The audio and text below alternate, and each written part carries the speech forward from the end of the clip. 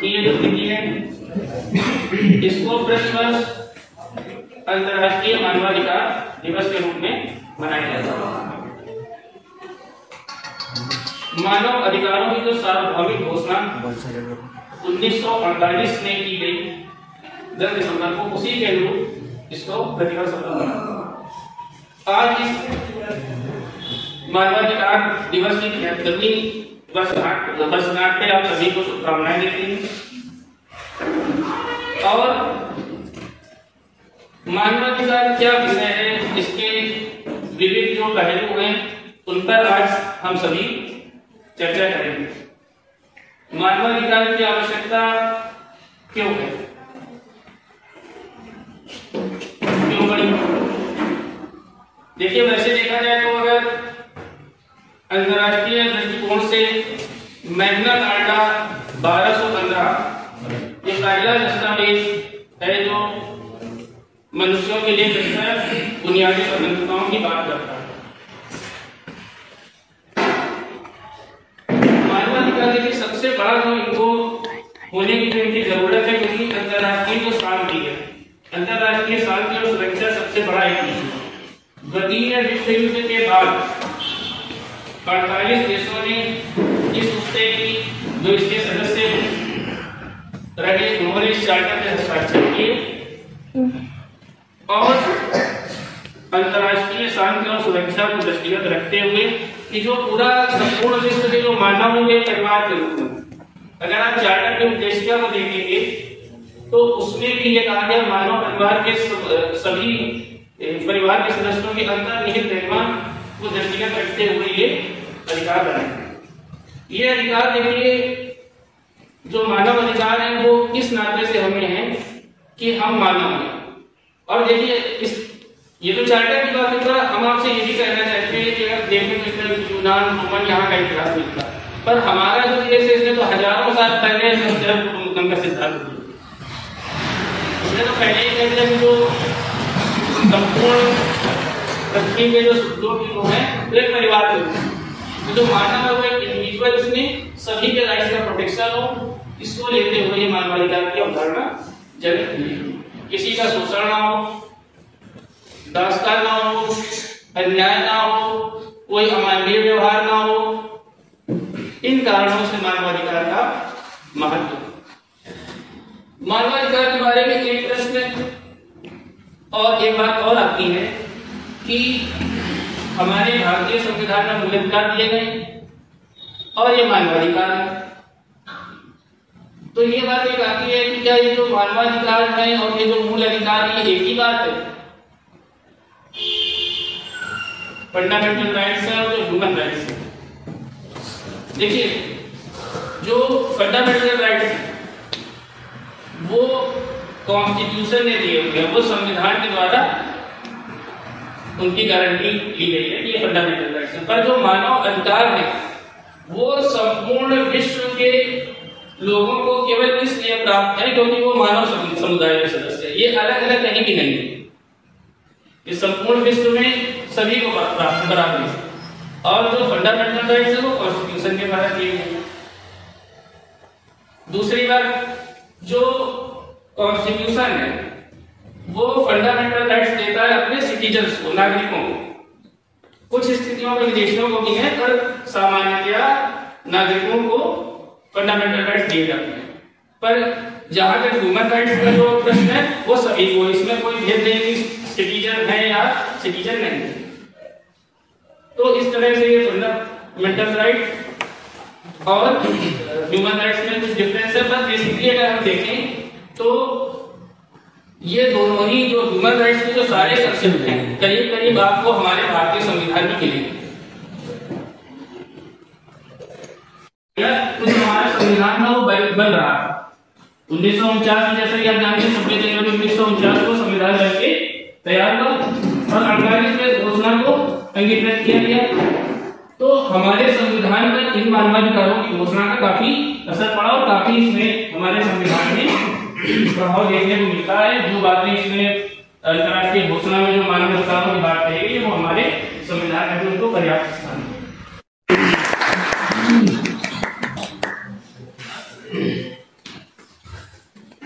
Already पिलाना चाहिए होता है शिक्षक एवं सभी प्यारे बच्चे।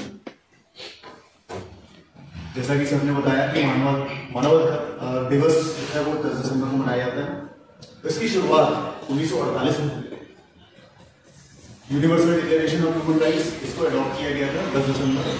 इसी वजह से इसको एक मानवाधिकार दिवस के रूप में मनाया जाता है।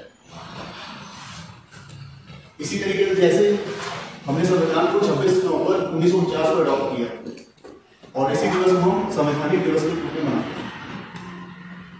सेम तरीके से हम लोग क्या मनाते हैं? Human rights day.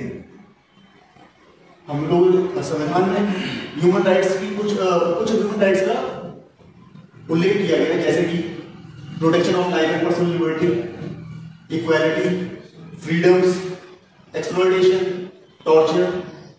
ठीक है, तो एक तरीके से हम ये निष्कर्ष निकाल सकते हैं कि all human rights are fundamental rights, but all fundamental rights are not human rights. ठीक है,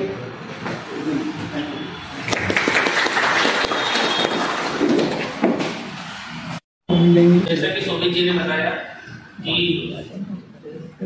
right to life and personal liberty और इस तरह के जो आर्टिकल्स हैं हमारे कॉन्स्टिट्यूशन को स्थान दिया गया। देखिए, अगर आप आर्टिकल 21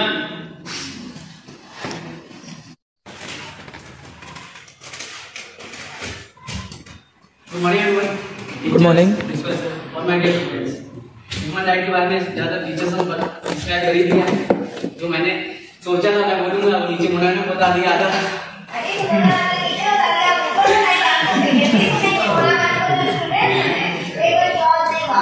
जानते ह्यूमन राइट्स है क्या, ह्यूमन के राइट के बारे में डिस्क्राइब किया जाता है।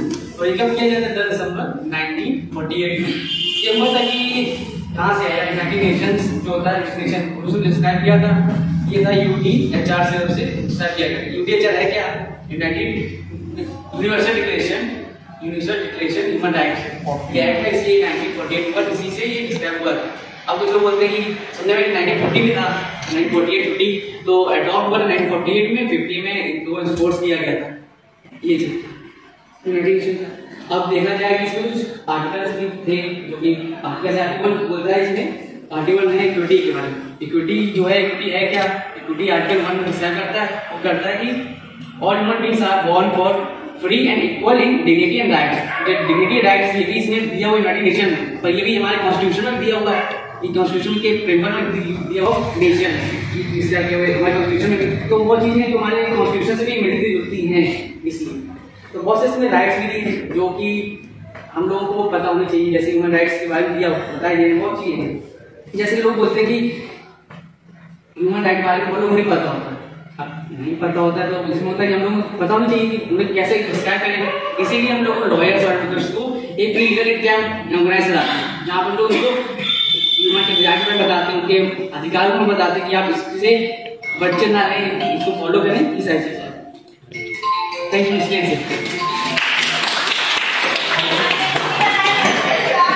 पर जहां तक ये पेपर है, अगर कोई एक व्यक्ति ऐसा है जो कानून का विद्यार्थी नहीं भी है, पर वो केवल कॉन्स्टिट्यूशन के पेपर को देख रहे, मुझे लगता है कि पूरा कॉन्स्टिट्यूशन महाविद्यालय की जो फर्स्ट सेमेस्टर के स्टूडेंट है साक्षी, वो आगे अपनी कुछ बात करना चाहेंगे।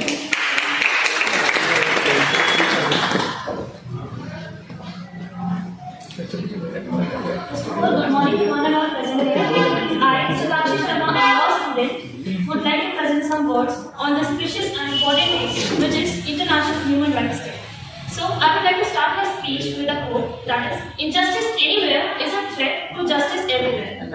The Human Rights Day is celebrated every year on 10th December to create a positive attitude towards humanity. On this day, in 1996, South African President Nelson Mandela signed into a law a new constitution for South Africa. And Nelson Mandela says, to deny people their human right is to challenge their very humanity. Now, human rights are the rights given by the nature.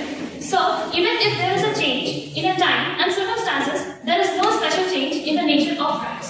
Rights are necessary for the physical, spiritual, and moral development of the individual. Without rights, a person cannot develop his personality, qualities. Now, the recognition of rights has come after a long struggle of man to realize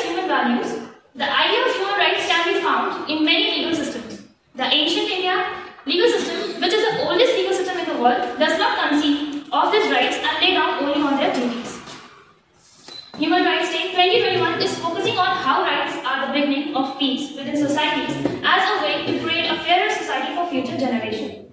Dears, the basic rights of every individual from their birth to their death known as human rights. This concludes the rights of life. The right of fair said that human rights can be defined as a right to liberty. My name is Ankur Kumar and I am 20 years old and I am in 6th semester of BA in our college, Chaudhary Rami College. So before starting anything, I would like to thank our principal, Mr. Vijay, and our respected teachers and our classmates for giving me this opportunity to speak in front of you. So 10th December is observed as a Human Rights Day every year around the world, including India. It makes a massive milestone in advancement of humanitarianism. It is not dependent on the race, religion, language, country or gender. Human rights can be defined as the right to liberty, equality, respect and to live for any human being. Now, I am pointing some human rights violation in the different parts of the world, including India. 150 million, which is around 15 crore, children are working under labor according to the report of International Labour Organization, which India is a part of, which are currently a part of, and Indian contribution in this child labor is 12.9 million, which is 12 crore and 19 lakh under. Domestic violence. Domestic violence is still not considered as a crime in many countries, but now India has laws related to domestic violence, but still, we are facing 2,300 domestic violence cases in at least 6 months, and our state is in the top. More than 800 million people are living in extreme poverty and struggling just to meet their basic needs, and in that 800 million, Indian contribution to the extreme poverty is 84 billion. Around the world, more than enough food is produced, but more than 690 million people still go hungry. And right now, when I am talking to you and you guys are listening to me, 200 million, which is 20 crore, people are still hungry, which is I consider as a violation of human rights. Thousands of innocent people put into jail and without even a single trial for long years. Yes, that is a violation of human rights. So what can we do? What can you do? What can I do? All leaders, civilians, or I can say in one word, humans, should we work for human rights and live for poor people and depressed people. If you don't want to stand for the people who cannot afford materialistic things, then don't stand for someone other will stand. But yes, stand for the people who cannot afford human rights, justice, equality, liberty, or in one word I can say empathy. Because we are the ones who know lawyers. Personally for me, every single life matters. And now I am concluding my words by quoting the words of Nelson Mandela, who was the real victim of human rights violence. So the quote is, the real leaders must be ready to sacrifice all for the freedom of their own people. It is the obligation towards these people. Thank you so much for listening to me and taking your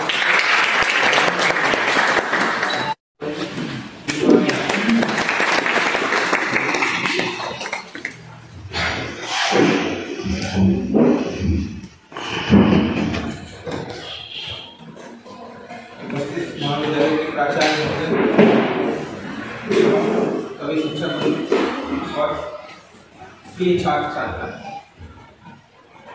जैसा कि आप सबको मालूम है कि आज लोग अंतर्राष्ट्रीय मानवाधिकार दिवस मनाया है, लेकिन मैं इस पहलू में बाद में बात करके मैं बात करना चाहूँगा कि शायद आप लोगों को ये भी मालूम होगा कि सबसे महत्वपूर्ण अधिकार है आप लोगों का शिक्षा पाने का अधिकार, जिसके लिए सरकार ढेर सारी योजनाएं छोटे स्तर से लेकर छोटे क्लासेस से लेकर बड़े क्लासेस तक चला रही है।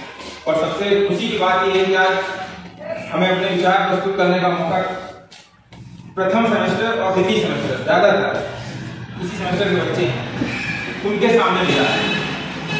तो अच्छा लग रहा है कि आप लोग पहली बार हम लोगों से सबसे रूबरू हो रहे हैं, और शायद यदि आप लोग 10 दिन या 8 दिन हुए अपनी क्लासेस के बाद हुए तो सबसे महत्वपूर्ण बात है वो ये है कि आप लोग ये जानिए इन सब अधिकारों के अलावा ये जानिए कि आपका शिक्षा का भी अधिकार है।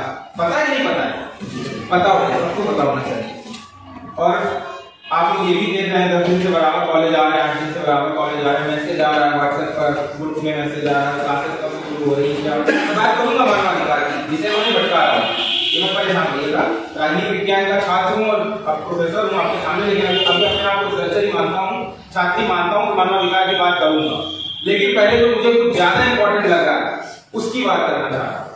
आप लोगों ने देखा होगा, छोटा सा परिवार है हमारे कॉलेज का, सभी शिक्षक रेगुलर आ रहे हैं, दूरी बाधाएं नहीं है, कोई 20 किलोमीटर से आ रहा है, कोई 25 किलोमीटर से आ रहा है, कोई 5 किलोमीटर से आ रहा है, रेगुलर सभी लोग आ रहे हैं। और किसके लिए आ रहे हैं? सिर्फ आप लोगों के लिए, सिर्फ आप लोगों के लिए, कि भविष्य में आप कुछ अच्छा बन सकें और अपने अधिकारों को जाने और किसी के अधिकारों को दिला सकें शायद। और सबसे अच्छी बात ये भी है कि आज मैं ये जो सारी बातें कर रहा हूं, मैं ये बात कर रहा हूं भविष्य के लॉयर्स के सामने, जो भविष्य के अधिवक्ता हैं, भविष्य के जज हैं, भविष्य के और अच्छे अच्छे ओहदे पोस्ट पे आप लोग जाने वाले हैं, उनके सामने कर रहा हूं। और शायद एक वकील से ज्यादा अधिकारों को जानने वाला कोई नहीं समाज है, मुझे नहीं लगता है। आप लोग हर कदम पे अधिकारों को गिनाते हैं, मिलॉर्ड ये, मिलॉर्ड वो, मिलॉर्ड दिस, मिलॉर्ड दैट। तो आप सबसे पहले ये जानने का प्रयास करें कि हमें अधिकार तो जानना ही है, लेकिन जो हमारे आपके मीन्स आपके जो मूल अधिकार है उनको जानिए। सबसे पहला जो मैं बता रहा था कि कॉलेज, इसलिए बता रहा हूँ कि कॉलेज आप लोग रेगुलर आइए, तो मैं सबके साथ कहता हूँ, क्लास में भी कहता हूँ, लेकिन अब मैं फिर से बोल रहा हूँ आप सब लोग एक जगह कलेक्ट हो तो रेगुलर आइए। और कॉलेज या किसी भी तरह की किसी भी में मत जाइए, कॉलेज में पढ़ाई नहीं होती है, टीचर्स नहीं आते हैं, ये है वो, आके प्रैक्टिकल करिए ना, विश्वास करिए। ग्रुप में मत जाइए कि ग्रुप में क्या लिख रहा है, ग्रुप में ये लिख रहा है, ग्रुप में एक ने लिख दिया कि आज नहीं जाना है तो सब गायब है, ठीक है। तो ग्रुप के भरोसे नहीं चलने वाला, कुछ भी नहीं चलने वाला। अपने अधिकारों को स्वयं जानिए और रेगुलर आइए, फिर आप विश्वास करिए कि हाँ चौधरी राम गोपाल विधि महाविद्यालय में क्या होता है। और सभी यहाँ पे जितने भी टीचर बैठे हैं, इवन प्रिंसिपल साहब से लगा के हमारी जितनी फैकल्टी मेंबर्स है, सब वेल एजुकेटेड, सब वेल एजुकेटेड। किसी भी तरह की कोई भी आप ये समझिए कि नहीं हमारे ऊपर शिक्षा थोपी जा रही है, नहीं, सबके साथ वेल एजुकेटेड मेंटेन है। आप वेबसाइट पे जाके चेक करिए। ये मैं इसलिए बता रहा हूँ कि आपके अधिकार हैं, इनको भी जानिए। मानवाधिकार की बात सब कर रहे हैं, गूगल में डालिए मानवाधिकार के, आज के दिन में ढेर सारी चीजें पढ़ी हुई, लेकिन क्या मैं हमेशा व्यवहारिक बात करता हूँ, सैद्धांतिक बातें नहीं करता हूँ। किताबें पढ़िए, जैसे बच्चे क्लास में पूछते हैं ये किताब वो किताब, किताबें तो बहुत है, गूगल में सब कुछ पढ़ा है, तो किताबों से अगर सब भला हो जाता है तो डीएपीडीपीएस एसडीपीपीएम और ये चौधरी राम गोपाल में आने की क्या जरूरत है? टीचर्स की क्या जरूरत है? टीचर्स ही है जो उन किताबों के पन्नों में जो छिपा है वो आपको देगा। अदरवाइज आप किताबें तो पढ़ के कुछ भी बन सकते हैं। किताबें सबको मालूम है, बुक सेलर को मालूम है, जो अंगूठा टेक है उसको भी मालूम है। चाहिए मांगे इधर BLLB first semester political science की, इकोनॉमिक्स की, हिंदी की, इंग्लिश की, जो भी आपके सिलेबस में दे देगा, अच्छी किताब दे देगा, रिकमेंड कर देगा, वो अंगूठा टेक है। और आप तो पास आउट या बीए ग्रेजुएशन करके गए तब भी वो आपको दे देगा, उनको जाना। तो मेरा जो पहला मुद्दा था वो ये था कि सभी लोग फर्स्ट सेम सेकंड सेम के हैं, किसी भी व्यक्ति पे मत जाइए, रेगुलर आइए। अच्छा लगता है, हम लोग आपके लिए आ रहे हैं, मेहनत कर रहे हैं, सारे एजुकेटेड टीचर आपके लिए सुबह से आते हैं, तो आप लोग आएंगे, अच्छा लगेगा।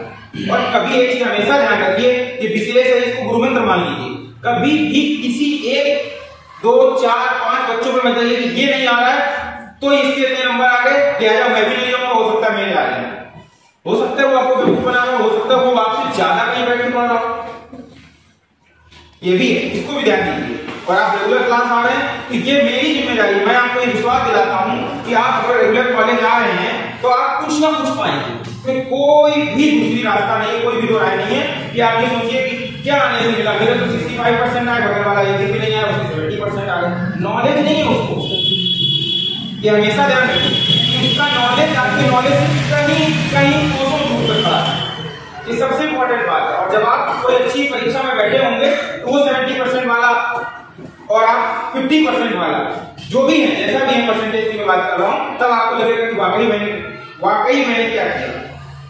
तब आप देखते हैं कि पढ़ने वाले बच्चे जो होते हैं वो कहीं और बैठे होते हैं और 70-80% ये वाले आपके पीछे खड़े होते हैं। तो जो मेन मूलभूत बात थी वो रेगुलर कॉलेज आने की बात है। आप बात करते हैं मानवाधिकार। अभी तक तो ये पहला दोष था कोरोना कि आप लोग रेगुलर आए, अधिकार की बात करें, ठीक है।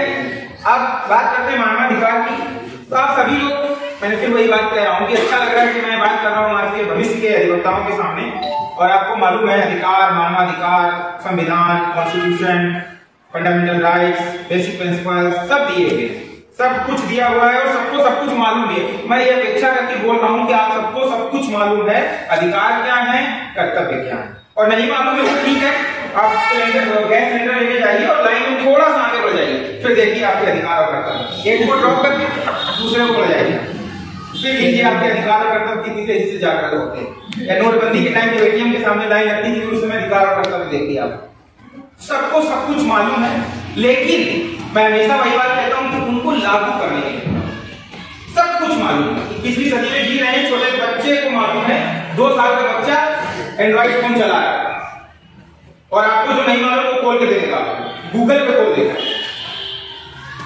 वो ऐसे गेम खेल रहा है, ऐसे चीज चैट कर रहा है जो आप भी नहीं कर पाओगे। तो अब सब 21वीं सदी के जमाने वाले हैं, किसी को कुछ बताना नहीं है कि 10 दिसंबर को ये लागू हुआ, ये मनाया जाता है, वो मनाया जाता है, सब किताबी बातें हैं। मैं हमेशा प्रैक्टिकल की बात करता हूँ, इसलिए मैं कह रहा हूँ कि प्रैक्टिकल में सोचिए कि हम क्या कर सकते हैं। हम अपने अधिकार की बात कर रहे हैं, हम अपने कर्तव्य की बात कर रहे हैं, ये सब इनबिल्ट है। आप देख रहे हैं, आप सब लोग देख रहे हैं कि क्या, चाहे हमारे मौलिक अधिकार हो, चाहे हमारे मौलिक कर्तव्य हो, किसी एक विचारक ने कहा था कि अगर आप अपने मौलिक कर्तव्य का पालन कर रहे हैं तो अधिकार आपको स्वतः प्राप्त हो जाएंगे। अगर आप अपने कर्तव्यों का पालन कर रहे हैं तो अधिकार स्वतः ही अधिकार आपको प्राप्त हो जाएंगे, कुछ करने की जरूरत ही नहीं। और यहाँ पे एक बात मैं ऐड करूंगा, ये तब प्राप्त होंगे जब आप, एक कहावत है ना, आप भले तो जग भला, तो आप कर रहे हैं तो दूसरा भी कर रहा है, आपका मतलब सब लोग, जब आप सब लोग कर रहे हैं तो इसका मतलब कोई दूसरा आपके अधिकारों का हनन करेगा ही। समझ में आ रहा है? ये है मेन बात कि आप लोग इन चीजों को गहराई से जानिए, किताबी ज्ञान से मत जाइए कि हमें अधिकार भी दिया गया है, अधिकार पढ़ लेना है, स्वतंत्रता का अधिकार, समानता का अधिकार, और हम इसके बाद क्या कर रहे हैं, स्वतंत्रता समानता तो लिए बैठे हैं, लेकिन अगर बगल वाला कोई दूसरी कास्ट का है, कुछ भी है, तो हम उसके साथ बैठने में कतरा रहे हैं और बात करते हैं समानता की। सामने आ रही हैं, उनको हैंडल करिए और ढेर सारी समस्याएं भविष्य में आपके समक्ष आने वाली हैं, क्योंकि आप अगर इस लाइन में जा रहे हो तो सबसे ज्यादा यहाँ अधिकार और कर्तव्य यही बातें हैं, यही बातें आएंगी। ये प्रश्न है जो मैं आपके बीच में छोड़ रहा हूँ, उस पर विचार करिए। हो सकता है आपको लगे कि सर ने ये विवादित सी बात कही है, कर्तव्य क्या है, अधिकार क्या है, और हम बन रहे हैं, हम उसको कैसे छोड़ सकते हैं, लेकिन सिर्फ आपको समझना है, एक जज के ट्रांसफर हो जाने से उन 3 व्यक्तियों की मौतें बेकार हो जाती हैं और उन 3 व्यक्तियों से 25 लोग बेकार हो गए। वो 25 लोगों का परिवार चलाते थे, वो 3 व्यक्ति, और एक जज के ट्रांसफर हो जाने से वो बाइज्जत बरी हो जाते हैं। अब आपको समझना है कि क्या है, बाकी किताबी ज्ञान आपके पास अब है, नेट पे सर्च करिए, देखिए मानवाधिकार क्या है। धन्यवाद, थैंक यू।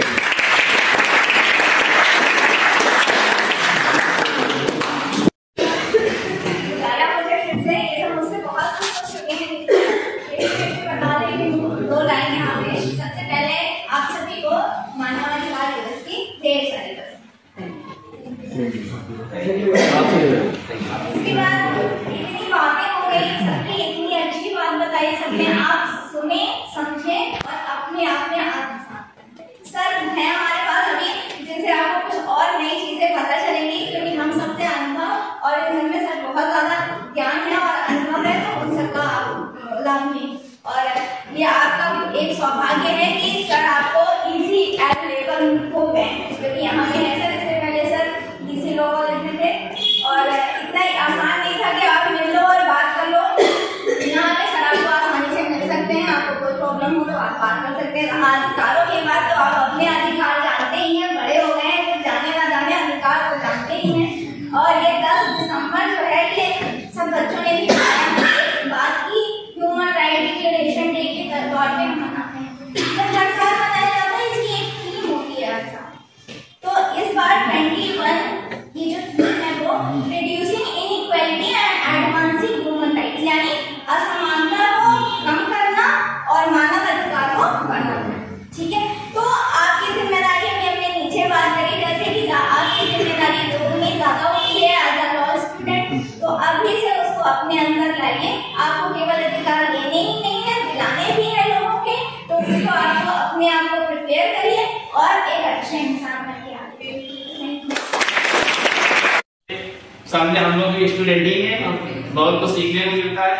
चाहेंगे कि सर आए और आप सभी का और हम लोगों का भी ज्ञानवर्धन करें।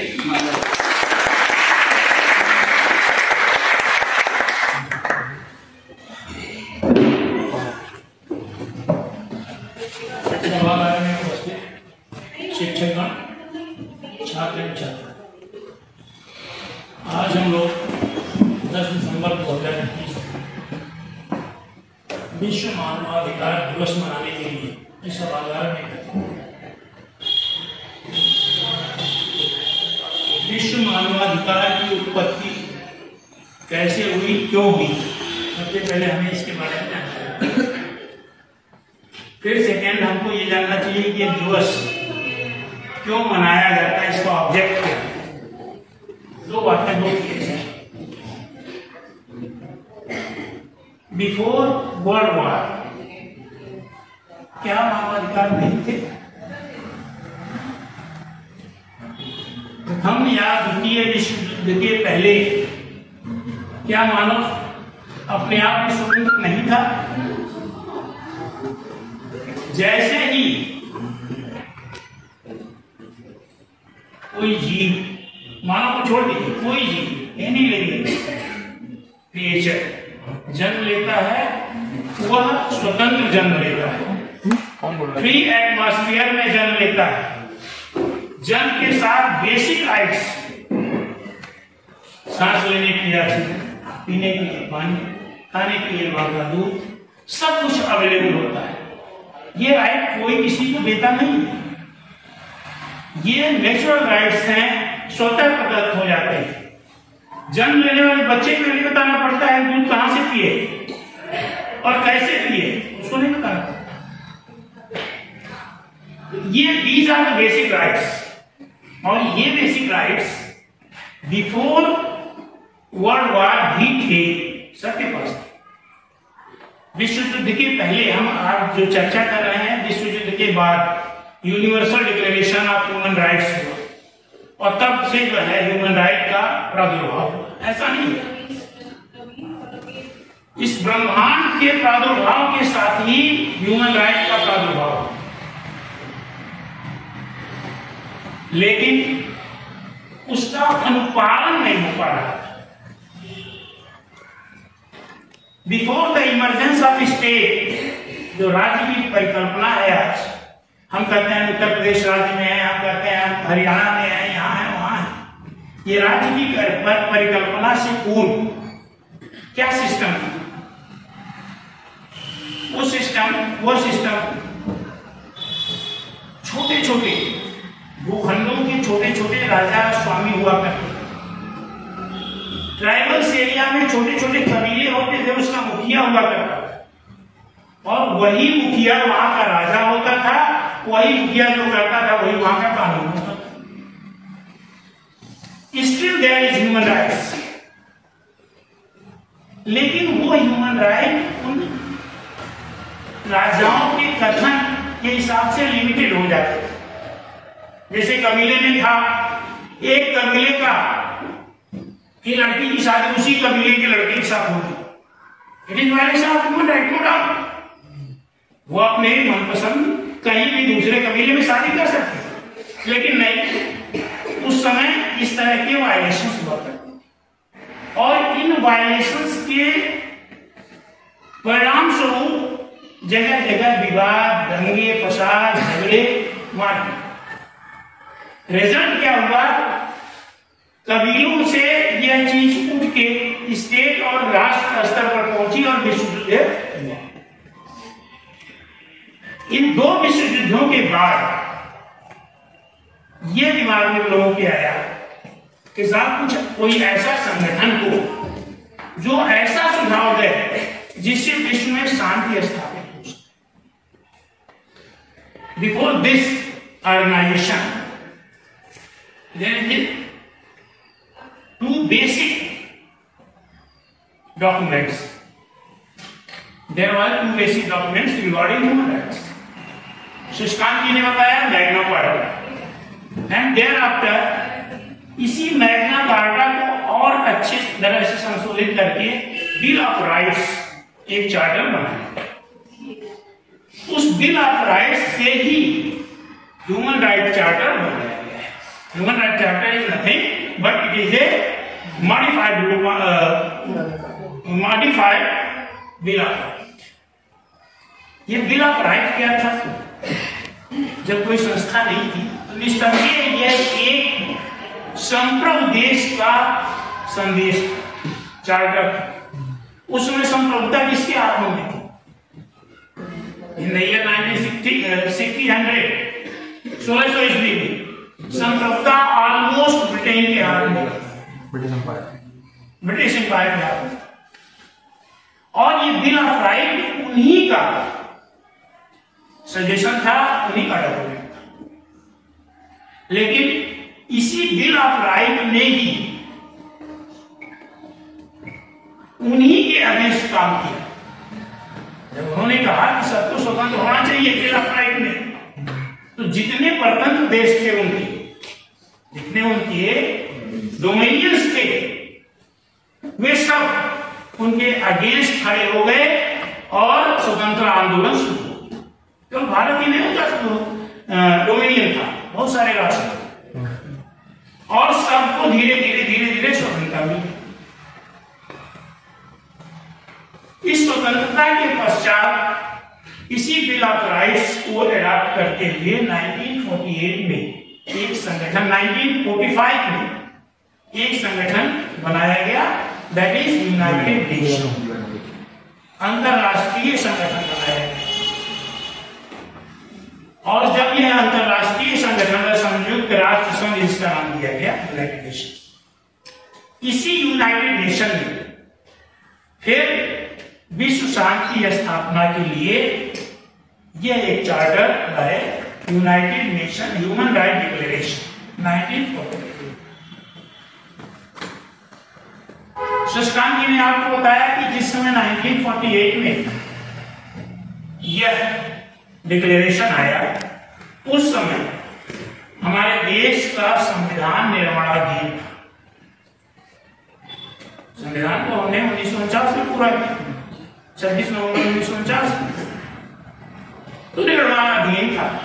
इसीलिए अगर आप देखें ह्यूमन राइट चार्टर को उठा के, उसकी धारा 1, 3, 7, 5, 11, 19 ये सेक्शंस जो यूनाइटेड नेशन चार्टर के हैं, वह अपने संविधान के फंडामेंटल राइट्स, मैंने बताया था कि उसको हमने अंगीकार किया। ये सेक्शंस मुझे इसलिए याद है कि मैं अपने रिसर्च के दौरान इनको मेंशन किया हूं, comparative study of fundamental rights and human right charter, क्योंकि बहुत सारी चर्चाएं हुई हैं बंदियों के अधिकार पर। तो उन्हीं चर्चाओं के दौरान हम ये बता रहे हैं कि उसी बंदियों के अधिकार पर ही मेरा रिसर्च था, और इसीलिए मुझे ह्यूमन राइट चार्टर का अध्ययन करना पड़ा। इस ह्यूमन राइट चार्टर और फंडामेंटल राइट्स के अतिरिक्त वो ह्यूमन राइट है। ह्यूमन राइट वो सारे राइट्स हैं जो हमें बीइंग ए ह्यूमन होने के नाते प्राप्त होते हैं। आज संविधान के अनुच्छेद 21 में जब संविधान का बना, तब अनुच्छेद 21 बहुत सिंपल सा,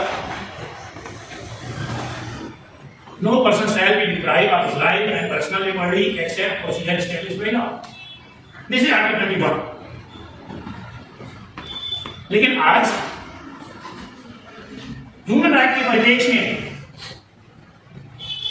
right to environment, right to free air, right to pure water, right to clean Ganga, these are all the ambit of article 21।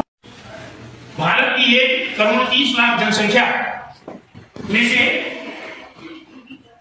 40% जनसंख्या ऐसी होगी जो ह्यूमन राइट के बारे में जानती है, पढ़े लिखे लोग, लॉ ग्रेजुएट्स, और लेकिन ऐसे लोग जो 60% जनसंख्या है, गांव में रहती है, हल चलाती है, हमारे लिए अन्न पैदा करते हैं, हमारे अन्नदाता हैं, लेकिन वो ह्यूमन राइट के बारे में जानकारी नहीं रखते। आज हमारे पास गांव से लेबर आता है तो हम उसको सवेरे 8 बजे से लेकर शाम के 6 बजे तक काम लेते हैं। That is exploitation, that is violation of human rights. लेकिन जो शहर का चालाक यहाँ 2-4 दिन 10 दिन महीने भर रह गया लेबर है, वो आराम से खा पी के 9 साढ़े 9 बजे आता है, 1 बजे लंच कर देता है, 3 बजे फिर काम शुरू करता है, 5 बजे घर चला जाता है। He knows his right। लेकिन वो लेबर अपने अधिकारों को नहीं जानता, वो जानता है मुझे दिन भर काम करना है, सूर्योदय से सूर्यास्त तक अपनी ड्यूटी मानता है। करना क्या, टाइम से नहीं आएंगे, जल्दी नहीं आएंगे, सब देर तक तो मालिक जो है उधर काट लेगा। इसी को हमें जागरूक करना है। इसी जागरूकता के लिए हम हर साल कोशिश करते हैं कि कुछ नए लोग हमसे जुड़े, जिनको हम ह्यूमन राइट के बारे में बताएं और वह इसका प्रचार प्रसार करें, जिससे जिन लोगों के अधिकारों का एक्सप्लॉयटेशन हो रहा है, शोषण हो रहा है, उनके अधिकारों का शोषण। अभी चाइल्ड लेबर की बात हुई, किसी छात्र ने बताया, एक आंकड़ा बताया, साथ पूरी दुनिया में जितने लेबर चाइल्ड लेबर काम करते हैं वो भारत के हैं। क्यों ऐसा है? सरकार ने बहुत पहले ही, संविधान आने के बाद, सरकार बनने के बाद 60 के दशक में ही चाइल्ड लेबर वेरिफिकेशन एक्ट बना दिया कि चाइल्ड लेबर नहीं होगा, आपने बना दिया, तमाम तरह के कानून बनाए गए।